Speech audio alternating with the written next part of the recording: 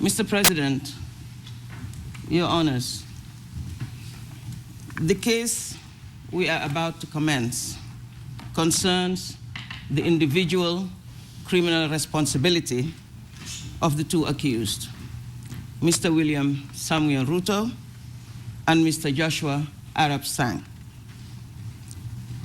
This is, Mr. President, for the roles they are alleged to have played in the terrible crimes committed against the Kenyan people during the 2007 post-election violence.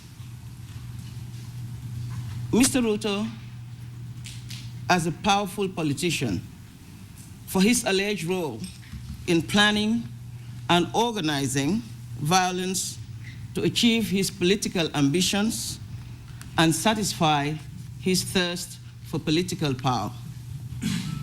Mr. Sang, a radio broadcaster, for his alleged role in using his public voice to further Mr. Ruto's criminal plans. A period of 18 months prior to the elections, in a series of private and public messages, Mr. Ruto assembled this network using to his advantage existing Kalenjin community structures and customs. He assigned responsibilities. He raised finance. He procured weapons and hosted meetings in furtherance of the criminal aims of the network. Using community structures, he gathered together an army of loyal Kalenjin youth to go to war for him in the event of an election loss. He also stoked the flames of anti-Kikuyu sentiment, both personally at public rallies and indirectly through other influential speakers and through the media. And when the election was lost, he gave the order to attack.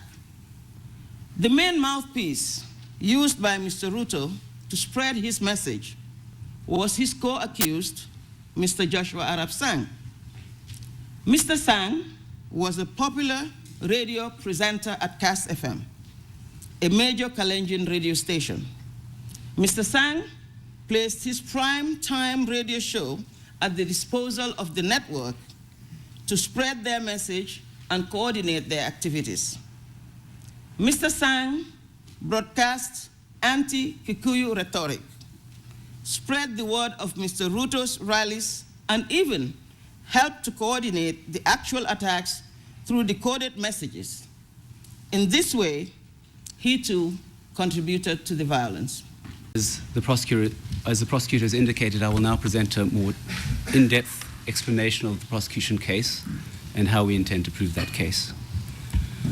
Each accused faced three counts of crimes against humanity, namely murder, deportation or forcible transfer of a population, and persecution, committed during the period 30th of December 2007 until 16th of January 2008.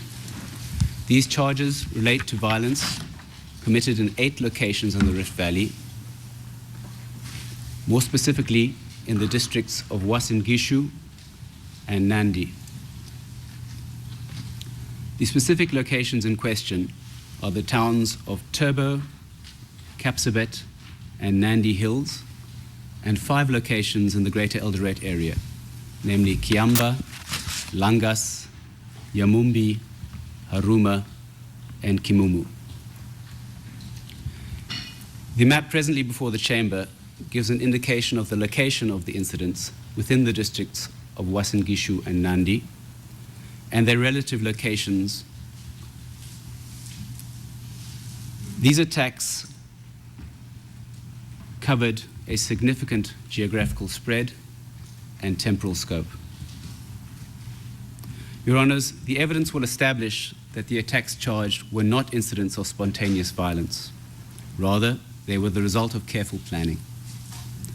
Nor was the violence random. The evidence will reveal that the targets of the attacks were specifically the Kikuyu population and other perceived PNU supporters, along with their homes and their businesses. This attests, Your Honours, to the discriminatory intent behind these crimes.